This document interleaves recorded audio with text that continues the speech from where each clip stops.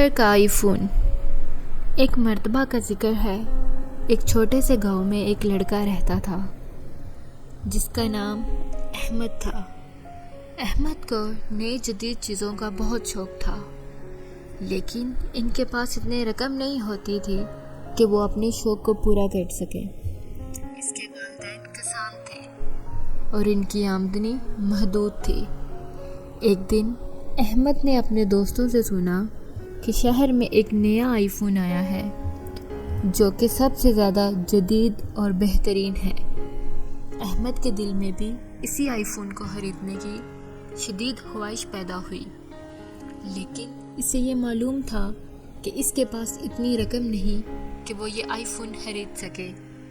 احمد نے سوچا کہ اگر وہ نوکری کر لے تو شاید وہ کچھ پیسے جمع کر کے اسے خرید سکتا ہے۔ اس نے گاؤں میں مختلف جگہوں پر کام کرنا شروع کر دیا۔ وہ صبح اسکول جاتا اور شام کو کام کرتا۔ اس کے ساتھ ہی اس نے اپنے والدین کے کھیتوں میں بھی مدد کرنا شروع کر دی۔ احمد کی محنت اور لگن دیکھ کر اس کے والدین بھی بہت خوش ہوئے تھے۔ ایک دن احمد کو ایک پراسرار بوڑھے شخص سے ملنے کا اتفاق ہوا جو کہ گاؤں کے قریب ہی ایک پرانے مکان میں رہتا تھا۔ اس بوڑھے شخص کا نام بابا جی تھا اور لوگ کہتے تھے کہ اس کے پاس جادوئی طاقتیں ہیں۔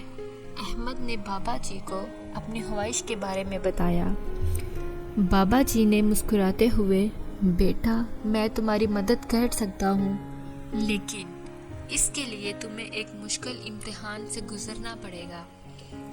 احمد نے بغیر کسی ہچکچاہٹ کے کہا کہ وہ ہر امتحان کے لیے تیار ہے۔ بابا جی نے احمد کو ایک پتھر دیا اور کہا، یہ ایک جادوئی پتھر ہے۔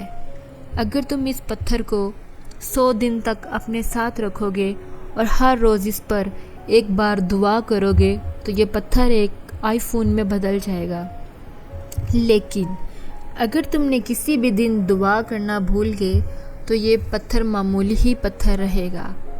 احمد نے اس چیلنج کو قبول کیا اور پتھر کو اپنے ساتھ لے آیا۔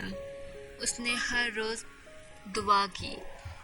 پہلے کچھ دن تو آسانی سے گزرے، لیکن جیسے جیسے وقت گزرتا گیا احمد کے لیے یہ عمل مشکل ہوتا گیا۔ کبھی وہ بہت تھکا ہوا ہوتا تو کبھی اسے بھولنے کا عادت ہوتی۔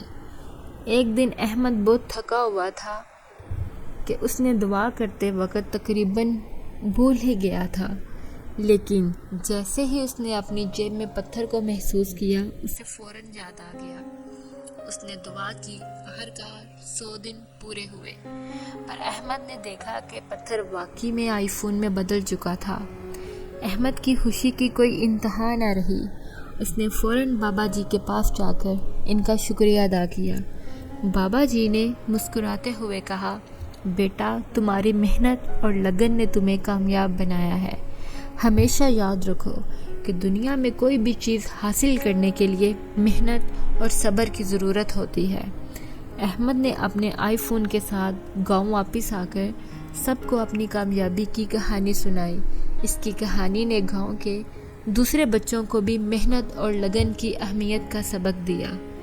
احمد کی محنت اور صبر کی داستان ہمیشہ گاؤں والوں کے لیے ایک مثال بن کے رہے گی۔